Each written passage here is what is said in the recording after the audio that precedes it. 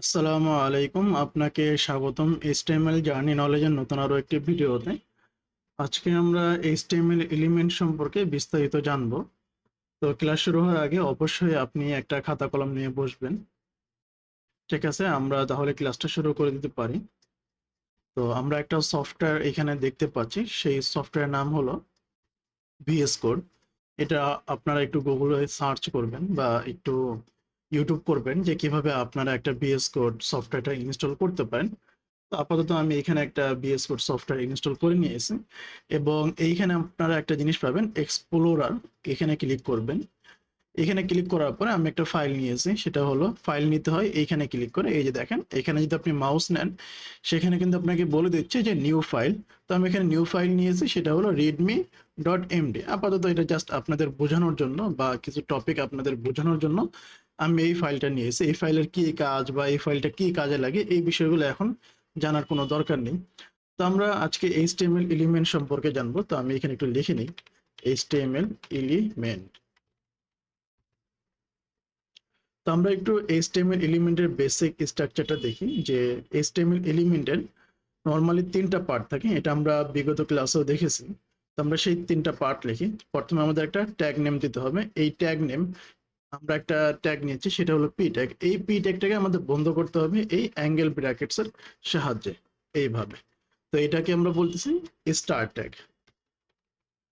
তারপরে এটার আমাদের একটা এন্ড ট্যাগ দিতে হবে। তো আমরা জাস্ট এটাকেই হুবহু কপি করব। জাস্ট এখান থেকে শিফট ধরে এন্ড প্রেস করব, কপি, আর এখানে পেস্ট করে দেব। এটা হয়ে যাবে আমাদের এন্ড ট্যাগ। তো স্টার ট্যাগ এবং এন্ড ট্যাগের মধ্যে পার্থক্য এটাই যে আমাদের যে ট্যাগ নেম আছে এটার শুরুতে একটা ফরওয়ার্ড স্ল্যাশ দিতে হবে, তাহলে এটা আমাদের হয়ে যাবে একটা এন্ড ট্যাগ। এবং তারপর এই দুইটার মাঝখানে আমাদের একটা কন্টেন্ট থাকবে। তো আমরা এখানে কিছু একটা কন্টেন্ট দিচ্ছি, this is our first element. Element এটা হলো আমাদের কন্টেন্ট। তো এই তিনটা জিনিস মিলিয়ে হলো আপনার একটা এইচটিএমএল এলিমেন্ট। তো এটা আমরা দেখলাম। এটাকে আমরা এখন যদি কোডের সাহায্যে লিখি, আমরা এই স্টার ট্যাগ বা এন্ড ট্যাগ এগুলো না দিয়ে নর্মালি আমরা এখানে একটা পি ট্যাগ নিচ্ছি। তারপর এটাকে আমাদের শেষ করতে হবে এইভাবে। তারপর আমাদের যেই কন্টেন্ট থাকবে এটা আমরা এখানে দেবো যে দিস ইজ আওয়ার কন্টেন্ট। এইভাবে আমরা দিয়ে দিতে পারি। এটাকে আমরা বলতেছি একটা এইচটিএমএল এলিমেন্ট। তো আপনারা একটু প্র্যাকটিস করে নেবেন যে আপনারা নিজে থেকেই কয়েকটা এলিমেন্ট তৈরি করেন, প্র্যাকটিস করেন, তাহলে আপনারা এইচটিএমএল এলিমেন্ট সম্পর্কে আরো ভালো ধারণা পাবেন। তো এটা হলো আমাদের একটা এইচটিএমএল এলিমেন্ট। তো এখন আমরা যেটা করব যে নরমালি একটা এলিমেন্টের মধ্যে আরো এলিমেন্ট থাকতে পারে। তো আমরা একটু দেখি সেটা কি জিনিস। তো এলিমেন্টের মধ্যে একটা টার্মস আসে, সেটা হলো নেস্টিং এলিমেন্টস। নেস্টিং এলিমেন্টস, এই হলো আমার নেস্টিং এলিমেন্টস। তো আমরা একটা এলিমেন্টস নেই, আমাদের এই লেখাটাই থাকুক দিস ইজ আওয়ার কন্টেন্ট। এটাই আমরা লিখি আবার এইভাবে পি নিলাম, তারপর আমরা একটা ফরওয়ার্ড স্ল্যাশ দিয়ে ট্যাগটা শেষ করলাম। আর এখানে আমরা বললাম দিস ইজ আওয়ার কন্টেন্ট। তো এই যে আমাদের যে টেক্সটটা আছে এটা আমাদের ওয়েব পেজে একটা প্যারাগ্রাফ আকারে শো করবে। এখন আমরা যদি চাই আমাদের যেই টেক্সটটা আছে এই টেক্সটের মধ্যে যে কন্টেন্ট লেখাটা আছে এই লেখাটা একটু বোল্ড হবে। তো আমরা সেই জন্য কি করব, এই কন্টেন্ট ট্যাগের মধ্যে বা কন্টেন্ট ট্যাগের পাশে এটাকে আমরা একটু কাট করব। কাট করে এটাকে আমরা একটা ট্যাগের মধ্যে দেব। সেই ট্যাগটা বলতেছি আমরা বি ট্যাগ, বা বি ট্যাগ না নিয়ে আমরা একটা স্ট্রং ট্যাগ নিই। এখানে একটা স্ট্রং ট্যাগ শেষ করতে হবে আমাদের এইভাবে। তো আমরা এখানে এই লেখাটা দিয়ে দেব। তাহলে এই যে কন্টেন্ট লেখাটা আছে এটা আমাদের যেই ওয়েব পেজ আছে বা ওয়েবসাইট এটা শো করবে, সেখানে কিন্তু আমাদের এই কন্টেন্ট লেখাটা মোটা হয়ে দেখাবে। এটা আপনারা চাইলে দেখে নিতে পারেন। তো আপাতত আমাদের যেটা করব আমরা, যে এই যে আমাদের যে স্ট্রং ট্যাগটা আছে এই ট্যাগটা কিন্তু আপনার একটা আরেকটা ট্যাগের আন্ডারে আছে, সেটা কি পি ট্যাগের মধ্যে। তো এটাকে আমরা বলতেছি নেস্টিং এলিমেন্ট। এই পি ট্যাগ বা এই যে পুরো জিনিস এটা একটা এলিমেন্ট, ফুল এলিমেন্ট, এটা হলো পি এলিমেন্ট।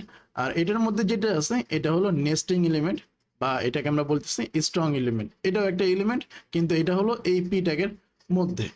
এইভাবে আপনি চাইলে নেস্টিং এলিমেন্টও করতে পারেন। তো অবশ্যই মাথায় রাখবেন আপনি কখনোই এরকম করতে পারবেন না যে আপনি একটা পি ট্যাগ নিয়েছেন,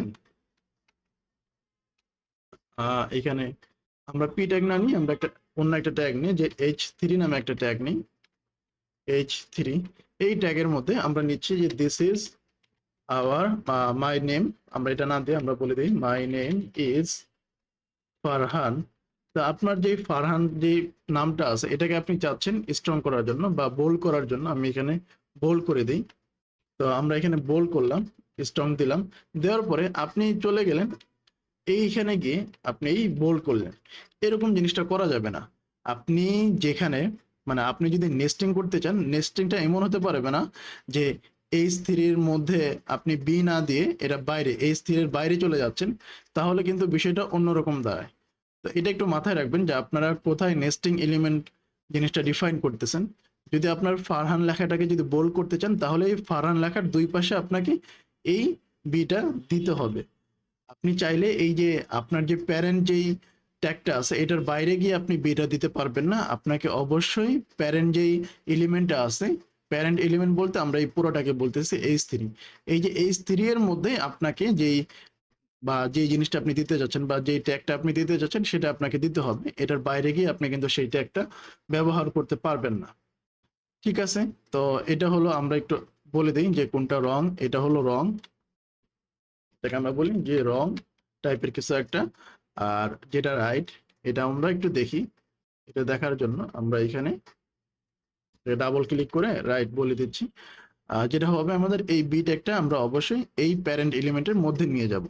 তাহলে আমাদের যেই কারেক্ট যেই ট্যাগের যে নিয়মটা আছে বা কারেক্ট যে এলিমেন্টের নিয়মগুলো আছে সেটা আমরা ফলো করতেছি। আমরা কখনোই প্যারেন্ট এলিমেন্টের বাইরে নিয়ে যাব না। তো আমরা দেখলাম নেস্টিং এলিমেন্ট।